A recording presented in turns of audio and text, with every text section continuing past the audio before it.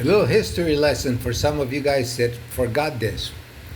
I owned my own real estate company back then, and I used to get daily and weekly reports on what was happening, and I predicted that it was going to be a huge crash because of the deregulation and some of the things. But here it is again. Slash the rules for Wall Street and the housing market.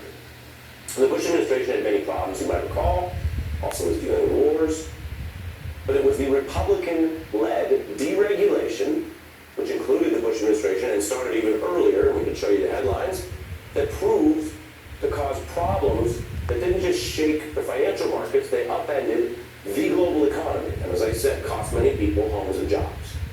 Here's one report from NBC. By the Bush administration backed off the crackdowns you would have on no money down interest-only mortgages before all of this. And they, quote, buckled to pressure from some of the same banks that then failed in that crisis I'm mentioning.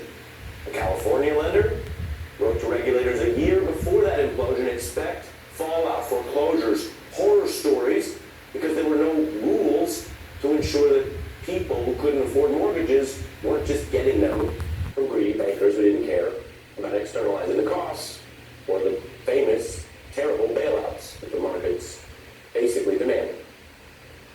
Bush also gutted the key Wall Street regulators. Keep that word in mind, regulators, because we're hearing a lot about Musk going after all the different regulators. Fewer cops on the beat, companies were getting away with risky practices for their own reason. But it would later be you, the public, and the government holding the bag, not the greedy corporations. Complicated story, you might have seen some of the movies about it. I'm going to show you one movie clip, but the point here is simple. When you take out all the rules and the people who enforce the rules, a lot of big, bad, greedy people can take advantage. And you might recall The Big Short, a movie based on the real events that fomented the clash. And there's a fictional scene that refers to the breakdown of government rules. It draws on, however, the reporting by a legendary journalist, Michael Lewis, who wrote the nonfiction book, The Big Short. So what I'm showing you is a dramatization of a real thing. No government cops on the beat. Housing bubble getting even bigger. And even when the signs were there, people who couldn't pay mortgage loans were being given ridiculous loans that the people giving them out knew they couldn't pay, which created the bubble that pops. Take a look. So do applicants ever get rejected?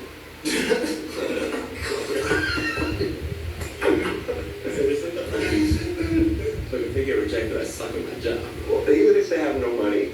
Well, my firm offers ninja loans. Okay? No income, no job. No, I just leave the income section blank. Corporate doesn't care. These people just want homes. You know, they go with the flow. That's true. Your companies don't verify. If I write a loan on Friday afternoon, big bank is going to buy it by Monday lunch. Yeah, same here. No problem, right? Except there was a huge problem. That scene is showing those investors asking the questions that no government regulators were around to ask. Later, there were even Wall Street voices who admitted all the government cuts, this deregulation, this Musk-style attack on all these different things that we're not supposed to be thinking about every day because you're supposed to just have the rules enforced, ultimately kneecapped the needed oversight. There were large portions of the financial system that were not adequately covered by the regulatory oversight. You can say that again. The consequences of shredding those rules became clear. The collapse of the mortgage market, the cascading events you probably remember, major banks going under, which endangered all of the deposits they had, all the people's money, was the biggest crisis since the Great Depression. The country's second biggest subprime mortgage lender was teetering on the brink of bankruptcy today. He has no idea how bad it is out there. He has no idea.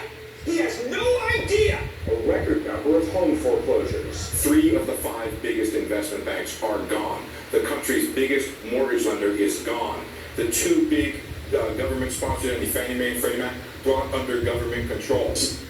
I might add that I was buying a sevenplex at the time from a foreclosure sale from Washington Mutual, and we had to go through the whole thing 3 times because each time we're close to closing, the bank would go under and get bought out by another bank.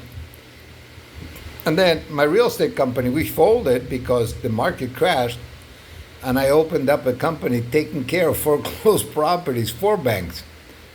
And it was hilarious. They didn't know what they were doing. They would send me out. One time, I called them and I said, "Hey, I'm not going in here." "Oh no, you have to. You have to. You have to change the locks." He said, "It's a bank." So, well, what do you mean it's a bank? It's like if I break in, the FBI is going to show up. I can see lots of computers and security measures. It's an actual bank. Oh! They didn't even know that. So I said, "Okay, never mind. Don't do that one." It was hilarious in a fatal kind of way to watch the mess that it was back then. And now we're heading the same place.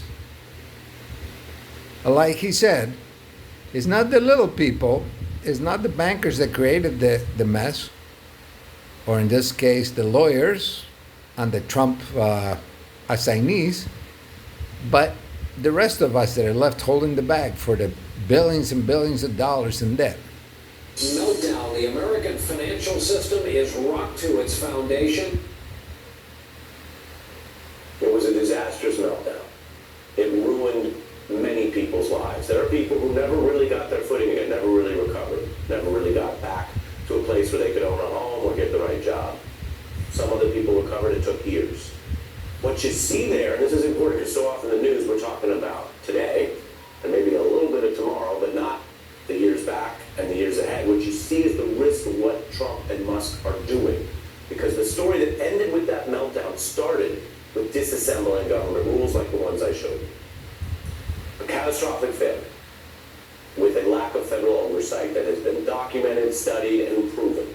Again, nonpartisan poll. It was the mess that actually also affected. So I will end this video by saying I had a friend of mine who I liquidated all his properties for him as a realtor, and he had over $1 million sitting in a bank account in a 1031 exchange. And he made the mistake because he didn't want to pay the 29% capital gains tax of investing in limited partnership commercial buildings like malls and restaurants and all that. And he lost the whole $1 million during that time. I mean, he's not destitute because he had other money, but he lost $1 million sitting in the bank, cash. So it was a trying time, and we are heading for that as we speak. Buckle up, folks.